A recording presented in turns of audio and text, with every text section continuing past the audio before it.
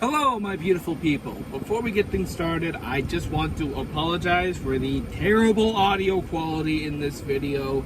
It is fucking hot outside, and I am keeping the AC on. Besides, with what we're talking about, it's actually pretty appropriate. Second of all, why am I filming this video in my car and without the thing? It's because I'm fucking busy. I just now gotten around to finally getting some time to record this video, and it's the day after it was originally supposed to be uploaded. So yeah, I've been a really busy boy with my theater stuff, so we're just going to be shooting a bunch of Toon Talks and Theater Talks vlog style from now on throughout most of the summer. Hopefully there'll be some times where I get to actually shoot stuff normally with some voiceover and stuff, but you're gonna get really bad videos from now on. But anyway, guys, welcome back to this is a Broadway musical, so it's a theater talk, but it's based off of an animated movie. So is this theater talk or Toon Talk? Why not both?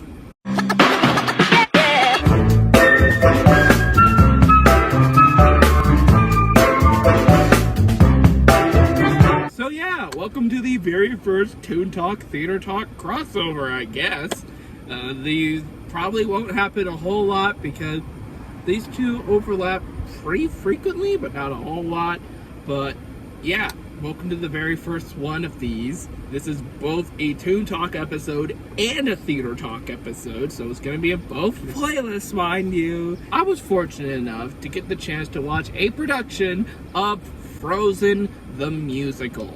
And the way that this is going to work is that I'm going to give you my thoughts on the musical, but here's the thing. I was also in a production of this show back a few years ago. I can give you all some nice little behind-the-scenes facts from my perspective as a performer. And without further ado, let's get into it. So the show follows the same basic plot as the movie. You know, you got these two sisters, Anna and Elsa. So you got these two sisters, Anna and Elsa. You know, they're princesses, they're royalty. But the oldest one, Elsa, she has magical ice powers, and she uses it to accidentally freeze her sister in the head. The family takes little old Anna to some trolls, or at least in the musical, they summon the trolls, and they manage to heal her, but they remove every single ounce of the memory they have of Elsa's powers. And so to prevent this from ever happening again, they completely isolate the two from each other, and Elsa just stays in a room for her entire life. After the parents die when they're 14 in the musical version, on the day of the coronation, the now 18-year-old Anna meets Prince Hans of the Southern Isles. And they immediately hit it off, so much so that Hans asked Anna, "Hey, you want to marry me?" But Elsa's like, "No, fuck that shit. I can't give you guys my blessing." And then Anna and Elsa get in a big fight. And then Elsa accidentally uses her ice powers. And the secret is out. The secret has been revealed, man! So Anna goes on a big old quest to try and find her sister. Along the way, she comes across a guy who sells ice and his reindeer, Kristoff and Sven, as well as an anthropomorphized version of the snowman that Anna and Elsa made as a child named Olaf. And on their journey, they discover what true love truly is. And then there's some singing and whatever. Yeah, the story is basically the same thing as the movie. And there aren't really any major changes that the musical does compared to the movie. Plot-wise, really all the show does is change the order of certain scenes and tweak some of the stuff that happens so that it can work on the stage.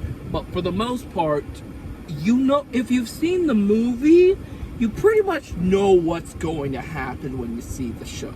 And with the big new addition this time around being the brand new songs that were added. So starting off with the songs that were in the movie, we actually had one song that was cut from the film, that being the opening number, Frozen Heart. because that song kinda sucks. Instead, this time around, the opening number was replaced with a song called Let the Sun Shine On, which features Anna and Elsa as kids singing with their parents and all the members of Arendelle, which immediately leads into Anna and Elsa singing a duet called A Little Bit of You, where they are playing and building Olaf. Let the Sun Shine On does give us a nice, big, grand opening number sort of vibe, and A Little Bit of You is definitely a cute little song, but I'm not the biggest fan of it, because it is kind of just a little cutesy, a little too cutesy for me. But then again, I'm a 20-year-old man complaining about two little girls singing. Afterwards, the next song is Do You Want to Build a Snowman? It's Do You Want to Build a Snowman? Not really the best song in the movie, but still catchy that people hate because it's been oversaturated, but not as oversaturated as a certain other song. And that immediately leads us into The First Time in Forever, where we get introduced to the old Anna and the old Elsa. And yeah, it really just gives us the question, why couldn't Anna just leave in general? Like, I understand why Elsa couldn't leave. She was trying to hide these powers from everybody, but why couldn't Anna leave? We also got Hans of the Southern Isles. This song is where Anna and Hans first meet. Hans is singing about how he is the 13th in line to be heir, and how he will most likely never be a king, and he's just kind of there amongst all of his other brothers. After that, we immediately segue into Queen Anointed. Elsa is singing about her deepest frustrations, about her ice powers and what everyone else will think of her as she is being coronated as queen. This song in particular has some very powerful instrumentals, especially during the chorus. I'd hate to use the term it is Disney as fuck, but it is definitely Disney as fuck. Afterwards, we get into Love is an Open Door, the love duet between Anna and Hans, where they express their deepest feelings for each other, ending in Hans proposing to Anna, even though they had just met that day. It is funny looking back at this song, knowing the twist that Hans is the villain of the film. And that's not a spoiler, but because everybody fucking knows that. Because there are clearly lyrics in the song that should be little red flag. Plus, you can tell that like Anna doesn't really know what love is at this point. And Hans is just playing into Anna's naivete in a way to seduce her. It ultimately makes the twist that Hans is the villain more forthcoming than we initially assumed. The big critique of Hans as the villain is that it was clearly a last-minute decision. That they weren't even thinking about making him the bad guy until that scene came up. But I think that Love is an Open Door is not clearly, definitely an indicator that Hans may not be what he seems to be. But that's not the only love song in this show, because we also get a love song between Anna and Kristoff. What Do You Know About Love? Which was the big popular news song to come from this show. We got Anna and Kristoff, two people that don't really know a whole lot about true love, basically yelling at each other about, what do you know about love, man? I'm not the biggest fan of this song personally. It's really the chorus that I actually like. That's a good chorus. But the rest of the song is kind of whatever for me. Next is Summer, Olaf's song, where he sings about how much he wants to experience the summer sun. It's cute, it's fun, it's harmless, the Broadway arrangements are nice, it's a cute, fun song. We end Act 1 with Let It Go, because we kind of have to, and this is an insanely amazing song to witness on stage. Definitely watch the Broadway version and try to figure out how they did manage to do the transformation to Elsa's snow dress. Because in many local productions, they'll simply just have the dress on underneath, and she'll just take off the dress into the ice one immediately, and everyone cheers on how seamless it. Next up, we have the Act 2 opener, Hugo. It is a fun, amazing dance number and the perfect way to open Act 2. We stand Hyuga in this household. This is a Hyuga-fearing house, young lady. And all of the big notable songs are songs that were in the movie. There's the reprise of First Time in Forever. There's a reprise of Haunts of the Southern Isles. And then we got Fixer Upper, which definitely does not belong in the spot of the play that it is. But then again, there's also a flaw with the movie too. It's not like it's a bad song, it just comes at a really awkward place in the story where Anna could be fucking dying right now. Meanwhile, the trolls are all singing him how Kristoff should fuck her. But then again, it is a fun song. And yeah, I almost forgot about Frozen by the Minute. This is the song that plays whenever Anna is trying to find her new true love, Kristoff, and when Elsa is trying to escape Hans. The number eventually ends with Anna getting frozen and Elsa finding out that the true love was between their sisterly bond the whole time. And then they end with a reprise of Let It Go, showing how Elsa is now finally free. I understand why they felt the need to end the show with Let It Go. That was the huge popular song that everybody knows, so it makes sense to end the show with it. But thematically, it makes no goddamn sense. In the context of the movie, and when it was being done earlier in the show, Let It Go is Elsa kinda going away from everybody.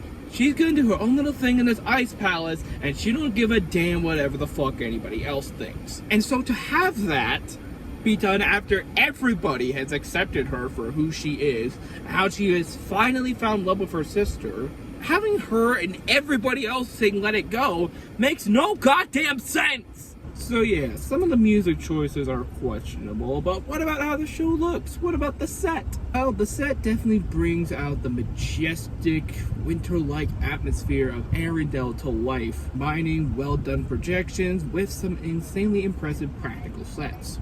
The costumes are also pretty on point to the characters for the movie, while taking some creative liberties with, say, the troll people, along with having puppets for both Sven and Olaf. The show also features some wonderful choreography that definitely shines in some of the big group numbers like Hyuga. And as I mentioned, we are Hyuga stans in this household.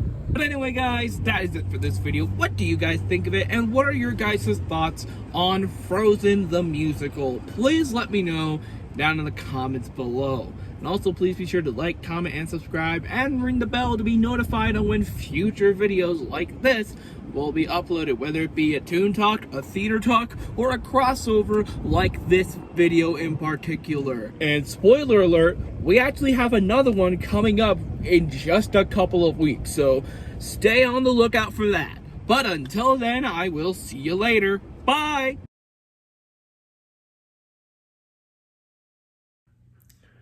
How is our plan for taking over the multiverse going? It's going excellent, Gendar. Good.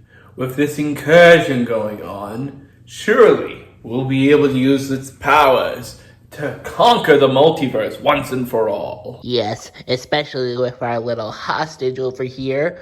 We'll surely be able to conquer the multiverse due to that one SpongeBob's incursion. Look, man, I don't know what you're doing, but please, let me go. Ah, shut up. SpongeBob, you fool! We need him alive. You can't go off doing anything restless like that. Not until the multiverse is ours. Then we can have as much fun as we want. For now, you gotta make sure that this SpongeBob is safe. And don't do anything ridiculous to it. Soon, my friend. Soon the multiverse will be all ours. And there's nothing that crazy can do about it. I'm sorry, but who is crazy? Oh, Crazy's the name of the scientist. So you're saying that the scientist is crazy? Well, yeah, that's his name. Like, why is he crazy? Because his name is Crazy. Like, how crazy is his name, though? His name is Professor Crazy. Well, I know that this professor is crazy, but, like, why exactly is he crazy? Oh my god, SpongeBob, I don't want to go through this who's on first shit. His name is Professor Creighton Zenifer. He calls himself Crazy for short. Oh. Well, that's a little crazy. No, shut the fuck up. Ow!